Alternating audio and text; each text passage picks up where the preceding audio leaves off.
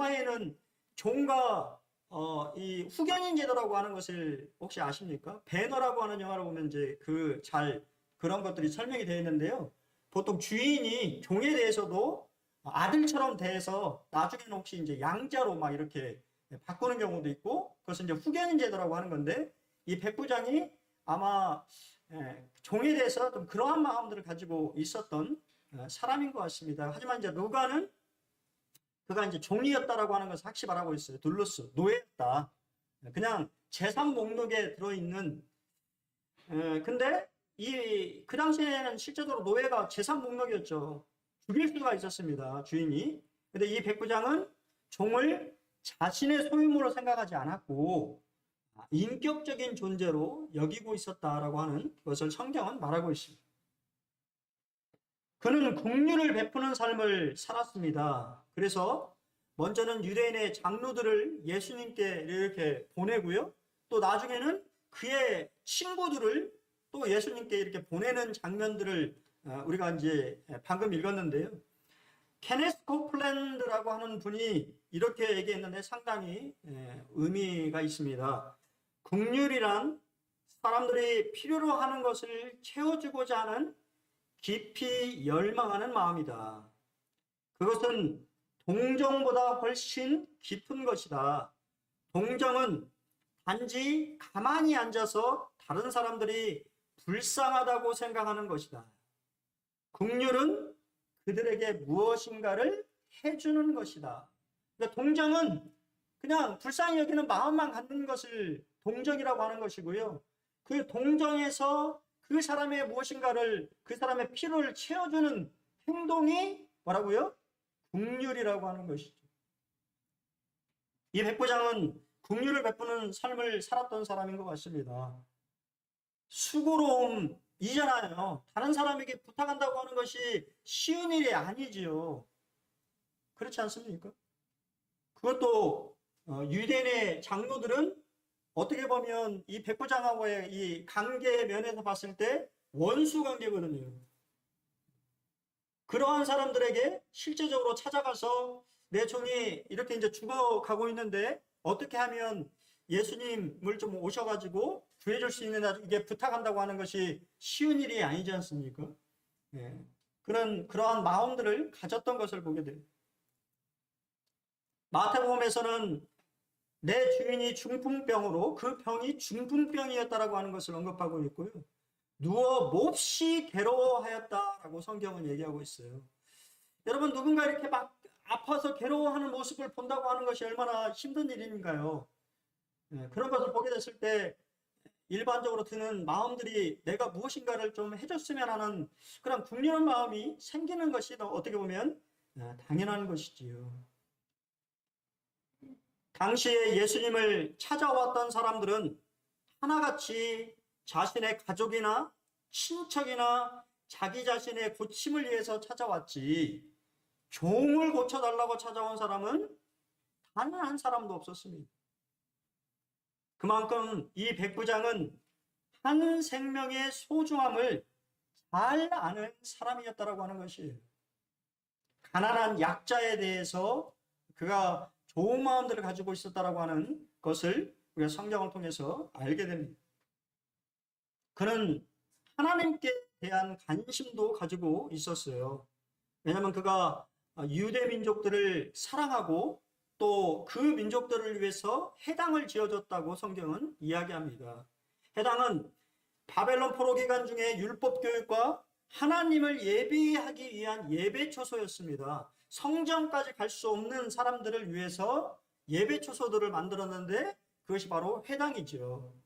그가 하나님을 경외하는 사람이었기 때문에 당시 사실 회당 짓는 것이 얼마나 많은 비용이 지출되겠습니까? 그 비용을 다 기부했다라고 하는 것은 그가 그만큼 하나님에 대해서 관심을 가지고 있었고 또 동일하게 하나님에 대해서 경외하는 그러한 마음들을 가지고 있었다라고 하는 것을 우리가 성경을 통해서 알게 됩니다. 어떠세요? 합당한가요? 합당하지. 장로들의 평가는 이 사람은 참 합당한 사람이다. 긍휼을, 하나님의 긍휼, 어떻게 보면 예수님이 좀 치료해 줄 수 있는 자격이 있다라고 평가를 내린 것입니다. 그는 조건 없이 사랑하고 베푸는 삶을 살았습니다. 그가 우리 민족을 사랑했다라고 했는데 참 재밌는 것은 여기서 쓰인 사랑은 아가페예요. 참 놀랍지 않습니까? 그냥 필레오도 아니에요. 아무 조건 없이 그냥 사랑한 것이라고 누가는 얘기하고 있어요. 조건 없이 원수 민족을 사랑하고 그들을 위해서 이러한 호의를 베푼다? 어떻습니까? 사실 이 말씀 다 이렇게 설명을 시간 관계상 설명드릴 수 없지만 우리가 방금 읽었던 7장 1절이 바로 평지순의 말씀을 끝난 후에 가버나움에 들어가서 이야기를 하고 있다라고 하는 것은 고로 누가복음 6장에서 원수를 사랑하고 그에게 선대하고 원수를 위해서 기도하라고 하신 주님의 말씀이 어떻게 보면 그러한 삶을 살고 있는 게 누구예요? 백부장인 거예요. 백부장은 실제 그런 삶을 살고 있다고 하는 것을 성경은 말해주고 있습니다. 그러니 당연히 유대인의 장로들이 예수님께 이 사람은 합당합니다. 자격이 있는 사람입니다라고 그러한 평가를 내리는 것이지. 그러면 백부장 자신은 어떨까요? 이게 참 놀랍습니다. 예수님 아마 이 부분에서 더 놀라셨을 거예요. 보통 그러한 삶을 살면 뭔가 좀 내세우고 싶은 마음들이 요즘 세대는 겸손이 미덕이 아니죠. 근데 로마 시대도 마찬가지예요. 여러분, 전쟁과 폭력과 이 제국이라고 하는 그러한 환경 속에서 로마의 어떻게 보면 지휘자인 장교라고 합시다. 장교인 백부장이 겸손한다? 미덕일까요? 천만의 말씀이에요. 그 당시에 백부장들은 과시하기를 좋아했습니다. 자신의 전쟁의 전리품이라든가 이러한 것들을 과시하는 것이 갈래적이었고 이렇게 뭔가 겸손하게 행동하는 거 나약하고 우유부단하고 약하게 보는 것이 일반적인 상황이었어요. 이 백부장은 어땠을까요? 자신의 평가, 나는 감당하지 못하겠네. 나는 자격이 없는 사람입니다. 참 놀라운 사람이죠. 유대인의 장로들은 자격이 있다라고 말하는데 본인은 자격이 없다라고 말합니다. 저는 그럴 만한 자격이 없습니다. 수고하지 마십시오. 내 집에 들어오심을 나는 감당하지 못하겠나이다. 사실은 유대인의 장로들을 초청한 것은요, 상당히 예의에 바른 행동이었어요. 왜냐하면 이방인인 로마 사람이 예수님께 가서 자신의 집에 초청하는 것은 율법적으로 맞지 않는 것이었습니다. 그렇기 때문에 예수님을 초청하는 것을 누구한테 부탁했냐면 유대인의 장로들에게 부탁한 거예요. 백부장은 세상적인 사고방식으로 생각하지 않았다라고 하는 것입니다. 그는 충분히 식민지를 지배하는 지배자의 입장으로 예수를 오라고 할 수 있는 권위를 가진 사람이었는데 그는 그렇게 하지 않았어요. 오히려 예의에 맞게 예수님께 유대인 장로들을 보내서 초청하고 또 이렇게 오시니까 당한 거지. 백부장은 예수님을 소문을 듣고 자신이 예수님을 모실 자격이 없는 죄인인 것을 깨달은 것입니다. 이미 알고 있었어요. 그래서 저는 그럴 만한 자격이 없다고 얘기합니다. 우리가 그런 사람을 뭐라고 합니까? 겸손한 사람이라고 하죠. 앤드류 머리는 이렇게 얘기했습니다. 겸손은 우리가 전적으로 아무것도 아닌 존재임을 깨닫는 것이다. 하나님 앞에 겸손은 우리가 하나님 앞에 아무것도 아닌 존재인 것을 깨닫는 것이 겸손인 것입니다. 백부장은 처음부터 예수님께 단지 말씀만 해주실 것을 부탁했을지도 모릅니다. 그러다 갑자기 자신의 집으로 오신다고 하자 자신들의 벗을 보내서 예수님, 우리 집에 오실 만한 자격이 안 됩니다. 저는. 그리고 나도 예수님 앞에 나갈 만한 자가 아닙니다라고 고백함으로 그가 얼마나 하나님 앞에 겸손한 자인가를 보여주고 있습니다. 여러분 어떻습니까? 이러한 자세를 취하는 것은, 이러한 태도를 취하는 것이 하나님 앞에 얼마나 값진 건지 아십니까? 하나님 이러한 사람을 반드시 높이신다고 약속하셨잖아요. 가장 중요한 평가죠. 그리스도의 평가. 주님 뭐라고 말씀하셨어요? 이만한 믿음을 만나보지 못하였노라. 내가 지금까지 만나본 사람 중에 이만한 믿음, 이렇게 큰 믿음을 가진 사람을 만나본 적이 없다. 이것이 예수님의 평가입니다. 고로 예수님이 가장 중요하게 생각하는 것이 뭐예요? 믿음이라고 하는 것이에요. 믿음을 가장 중요하게 보시는 것입니다. 그는 예수님을 주님으로 불렀어요. 6절에 주여, 7절에 주께서. 로마인들에게 주는요, 황제밖에 없습니다. 가이사만이 주가 되는 것이에요. 근데 그럼에도 불구하고 저 식민지의 30대 전후에 예수라고 하는 사람에 대해서 그는 주라고 부르는 것을 주저하지 않았어요. 그만큼 예수님에 대해서 그가 정확히 이해하고 있다라고 하는 사실을 우리에게 말해주고 있습니다. 그리고 그뿐입니까?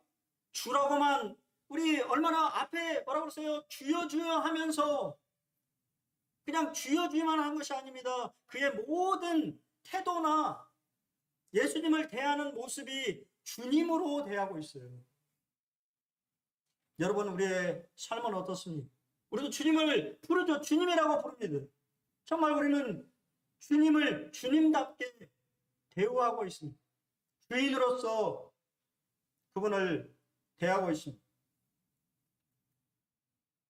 그리고 더 놀라운 것은 예수님께서 말씀만으로도 고치실 수 있는 분이라는 것을 알았다라고 하는 것입니다.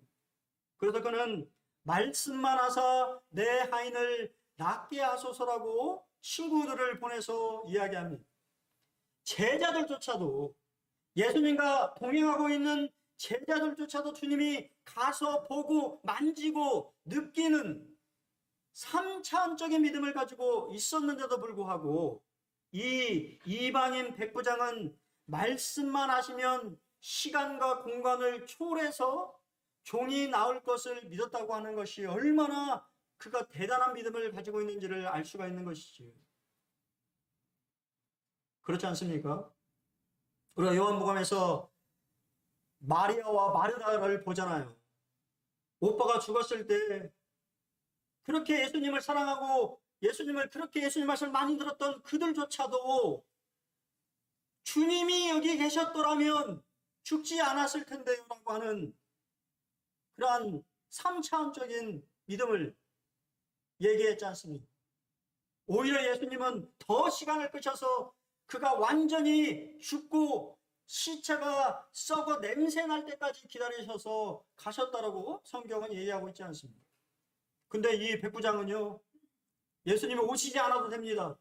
그냥 말씀만 하셔도 치유된다고 하는 것을 제가 믿습니다 라고 하는 믿음의 고백을 하고 있습니다. 사도 베드로는 1장에서 이렇게 우리에게 이야기하죠. 예수를 너희가 보지 못하였으나 사랑하는도다.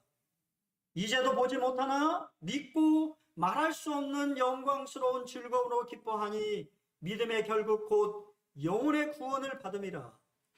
여기에서 예수님을 직접 보신 적이 있는 분이 있습니까? 예수님 만난 적이 있는 사람이 있습니까? 우리는 예수님을 만난 적이 없죠. 영적으로 주님을 만나서 느끼고 아는 것이지 그분을 육체로 만난 사람은 여기에 한 사람도 없지 않습니까? 하지만 그럼에도 불구하고 그분을 사랑합니다. 그분을 위해서 헌신합니다.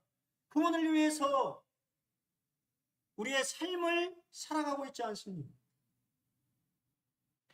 그래서 놀랍다고 말씀하십니다. 예수님은요, 하나님은 그러한 믿음의 삶을 살아가는 사람의 믿음을 칭찬하시고 놀랍다고 말씀하시고 기뻐하시는 것이에요.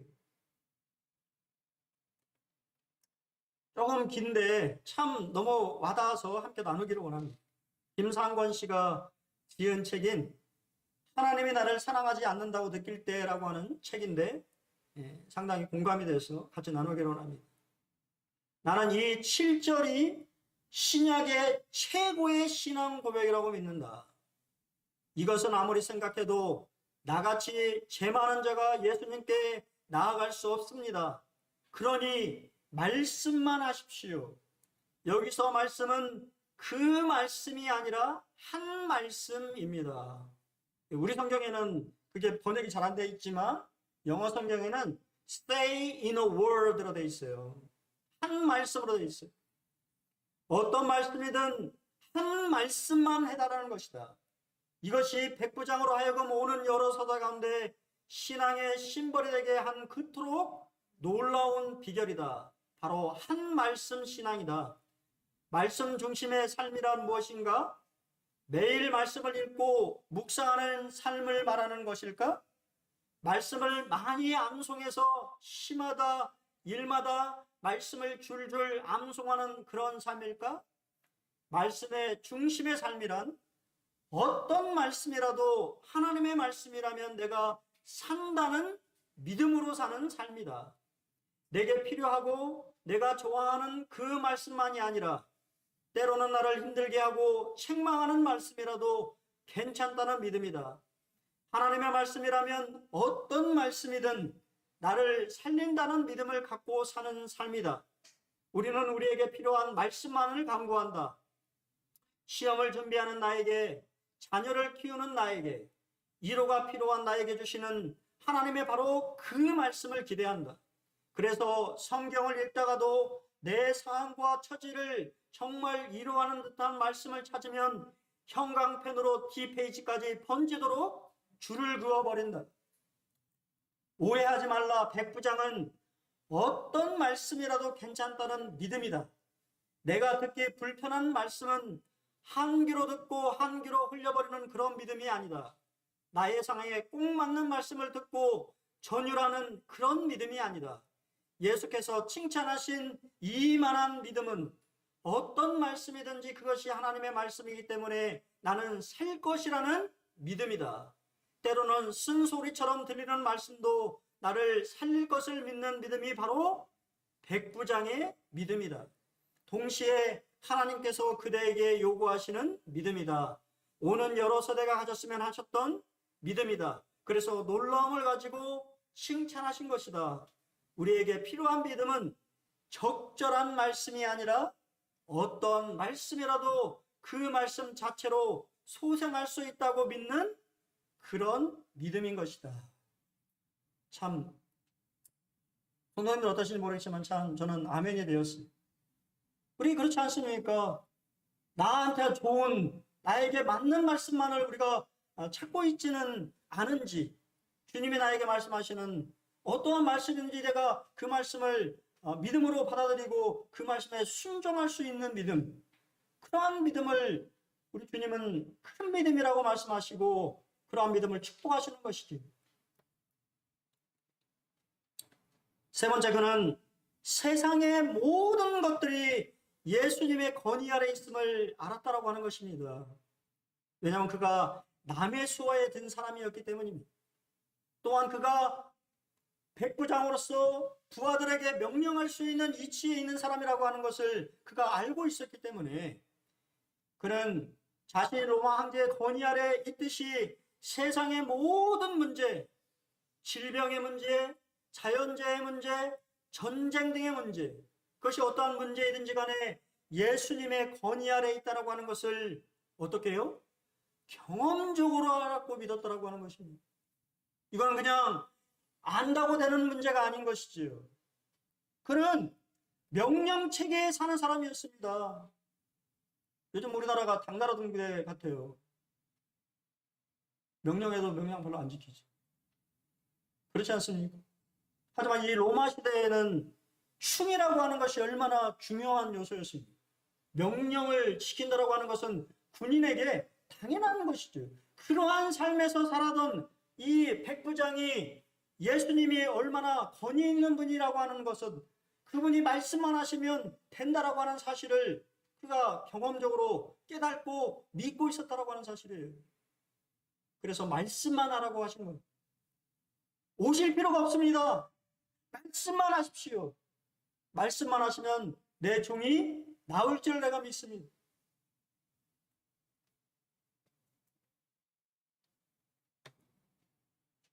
예수님이 이러한 이 백부장의 믿음에 대해서 놀랍게 여기셨다고 말씀하십니다. 성경에 이 놀랍게라고 하는 말이 2번 있어요. 우리나라 말에는 우리 한글 개역개정에는 다 뭐 놀랍게 이렇게 놀랐다라고 하는 말이 이게 번역이 되어 있지만 예수님 지금 이 예수님이 쓰고 있는 놀라셨다라고 하는 말이 헬라어에 딱 2번밖에 언급되지 않은 단어예요. 첫 번째가 뭐냐면 바로 이 백부장의 믿음을 보시고 놀랍게 여기셨고, 다른 한 가지가 뭐냐면 고향에 가셔서 고향 주민들이 믿지 않음을 놀랍게 여기셨다라고 하는 게 2번째예요. 선입견을 가진 것이죠. 목수의 아들로서 30년을 살았던 예수님에 대해서 선입견을 가졌던 나사렛 동네 주민들이 믿지 않는 것을 보고는 동일한 표현을 쓰셨어요. 놀랍게 여기는. 그만큼 놀라운 것이었습니다. 깜짝 놀랄 만큼 이 백부장의 믿음이 그분에게는 놀라움으로 다가왔어요. 그리고 그렇게 칭찬하신 것입니다. 하영 목사님의 책인 믿음은 기다림으로 완성됩니다 라고 하는 책에 큰 믿음에 대해서 우리에게 이야기해 줍니다. 예수님께서 가치 있게 여기시는 큰 믿음. 첫째, 큰 믿음은 큰 일을 하는 사람만을 의미하지 않습니다. 믿음의 실체, 믿음의 크기는 하나님을 얼마나 신뢰하느냐에 달려 있습니다. 우리가 하나님을 얼마나 신뢰하는지 알 수 있는 때는 우리가 실패할 때입니다. 실망할 때입니다. 병들었을 때입니다. 희망이 다 끊어졌을 때 그래도 하나님은 약속을 지키실 거야 하고 믿는 것이, 이것이 바로 큰 믿음이라고 하영정 목사님 말씀하셨어요. 둘째, 큰 믿음은 끝까지 예수님을 바라보는 믿음입니다. 이대한 믿음이란 끝까지, 그럼에도 불구하고 예수님을 바라보는 것입니다. 그리 아니하실지라도 혹은 모든 것을 이루었을지라도 주님을 바라보십시오. 이것이 믿음입니다. 셋째, 큰 믿음은 변화를 가져다주는 능력 있는 믿음입니다. 교회도 사람도 하나님이 변화시켜 주십니다. 가장 놀라운 사실은 내가 변한 것입니다. 그렇지 않습니까? 내가 변했다라고 하는 사실이 얼마나 놀라운 변화입니까? 그것이 바로 큰 믿음이라고 하는 것이. 적용. 우리 어떠한 이 말씀을 통해서 어떻게 적용할 수 있을까요?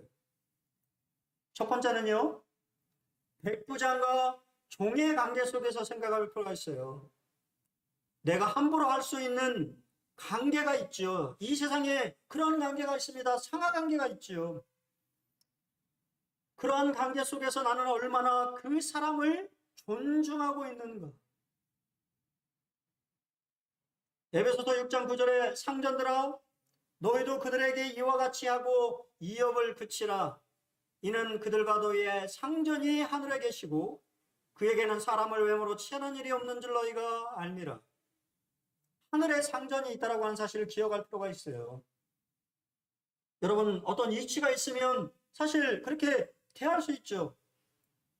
이것은 백부장과 종의 관계뿐만 아니라 부모와 자식 관계에서도 마찬가지일 수 있지요. 그렇지 않습니까? 아이들을 함부로 해서는 안 되는 것이. 그들을 인격적으로 대하고 그들이 바르게 자랄 수 있도록 그들을 잘 양육할 필요가 부모에게 있는 것이죠. 두 번째는 백부장과 유대인의 관계 속에서 생각할 필요가 있습니다. 내가 용서할 수 없는 관계 속에서 얼마나 조건 없이 사랑하는가 하는 것이에요. 사실 이 백부장과 유대인의 관계는 원수 관계지 않습니까? 요즘 말로 말하면 우리 지금도 저도 크게 이상하게 한국인에는 그런 피가 있는가 봐요. 일본 사람 싫어하잖아요. 우리를 지배했다라고 하는, 내가 지배를 당한 것도 아닌데 괜히 이 일본, 또 우리 이렇게 스포츠 경기를 할 때도 그죠? 다른 이 경기팀에는 그냥 그런갑다 하는데 일본하고 경기할 때는 꼭 이겨야 되겠다라고 하는 그런 열망이 우리 민족에 있는 것처럼 이 유대인과 이 로마의 백부장 관계는 그런 관계 아니겠습니까? 그럼에도 불구하고 용서하고 사랑한다는 것, 여러분 쉬운 일이 아닌 거죠. 오직 너희는 원수를 사랑하고 선대하며 아무것도 바라지 말고 꾸어주라. 그리하면 너희 상이 클 것이요 또 지극히 높으신 이의 아들이 되리니 그는 은혜를 모르는 자와 악한 자에게도 인자하시느니라. 이 말씀이 이 백부장에게 이루어졌지 않습니까? 그는 원수를 사랑하고 그 민족을 사랑해서 그 민족이 하나님을 예배할 수 있도록 자신이 가지고 있는 재산을 기부해서 회당을 지어줬던 사람이에요. 여러분 어떻습니까? 여러분의 인간관계 속에서 여러분 용서하지 못하는 사람이 있습니까? 용서하라고 주님 말씀하십니다. 세 번째, 백부장과 예수님의 관계 속에서 우리 자신을 또 돌아볼 필요가 있어요. 내가 얼마나 주님께 합당치 않은 존재인가를 인식하며 살아가고 있습니까? 여러분 어떻습니까? 누가복음 11장에 명한 대로 하였다고 종에게 감사하겠느냐? 이와 같이 너희도 명령받은 것을 다 행한 후에 이르기를 우리는 무익한 종이라. 우리가 해야 할 일을 한 것뿐이라 할지니라. 우린 사실요 자랑할 만한 것이 없습니다.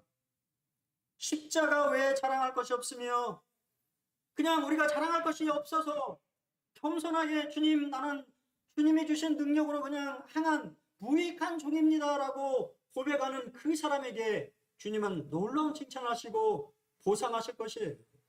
넉넉하신 분이잖아요. 째짜는 분이 아니시잖아요. 그럼에도 불구하고 그러한 태도를 지니기를 원하시는 것입니다.